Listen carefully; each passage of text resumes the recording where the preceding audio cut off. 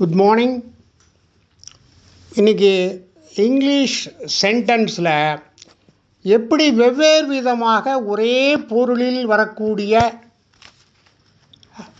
அர்த்தத்தை இரண்டு வெவ்வேறு விதமாக எப்படி சொல்லலாம் அப்படின்னு பார்ப்போம். ஒரு விஷயத்தை நேராய் பொருளை உணர்த்தும்படியும் சொல்லலாம், அதையே கேள்வியாகவும் கேட்கலாம். பொருள் ஒன்றுதான், வாக்கிய அமைப்புத்தான் வேறு. இப்போ ஒரு புஸ்தகத்தை படின்னு சொல்கிறோம். ரீட் த புக், இந்த புஸ்தகத்தை வாசி. இப்போ இதையே கேள்வியாகவும் கேட்கலாம், அதே அர்த்தம்தான். Will you read this book, will you read this book, நீ இந்த புத்தகத்தை படிக்கிறாயா? இரு வாக்கியங்களும் ஒரே பொருளை தந்த போதிலும் வாக்கிய அமைப்பில் மாற்றத்தை கவனியுங்கள். இன்னும் சில உதாரணங்கள். Please sit, please sit, உட்காருங்கள்.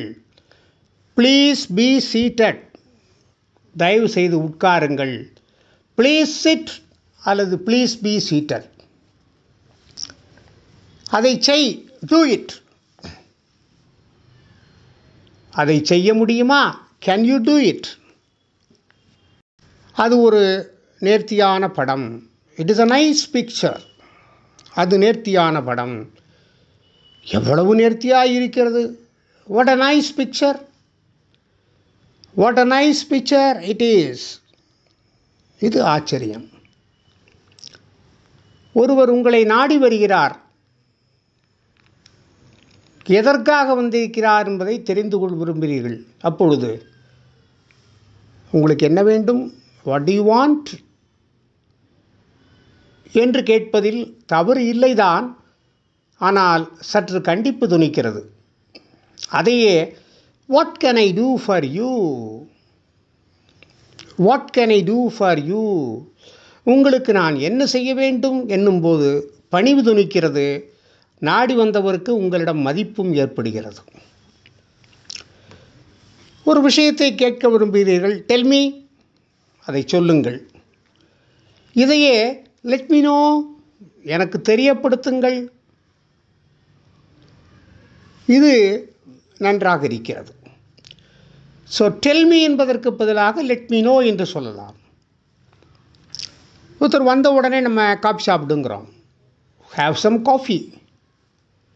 இதை விட would you like to have some coffee அப்படின்னா கொஞ்சம் காஃபி சாப்பிட்றீங்களா, அது கௌரவமாக இருக்குது. உங்கள் பேர் என்ன அப்படின்னு கேட்குறீங்க முதல்ல சந்திக்கும் போது. வாட்ஸ் யுவர் நேம், இது கொஞ்சம் ஸ்ட்ராங்கான கேள்வி மாதிரி இருக்குது. மே ஐ நோ யுவர் நேம், உங்கள் பெயரை தெரிந்து கொள்ளலாமா? இது முதலில் சொன்ன வாக்கியத்தை விட சிறப்பானது. சிங்குலர் புளூரலுக்கு தகுந்தபடி வெர்ப் மாறுபடும். Sita is a girl. Sita என்ற ஒரு பெண்ணை குறிப்பதால் இஸ் வருகிறது. Sita and Gita are girls. Sita and Gita are girls என்றால் சீதாவும் கீதாவும் என்ற இரண்டு பேர் வருவதால் ஆர் உபயோகிக்க வேண்டும். Sita is a girl, Sita and Gita are friends are girls. Is are ஆகிய இரண்டும் இப்போது உள்ளதை, அதாவது நிகழ்காலத்தை குறிப்பவை. இவையே பாஸ்ட் டென்ஸை குறிப்பிடும் பொழுது வாஸ் வேர் என்று மாறும். ஹீ இஸ் மை ஃப்ரெண்ட், அவன் எனது நண்பன். ஹி வாஸ் மை ஃப்ரெண்ட், அவன் எனது நண்பனாக இருந்தான். தே ஆர் குட், அவர்கள் நல்லவர்கள். தே வேர் குட், அவர்கள் நல்லவராக இருந்தாள்.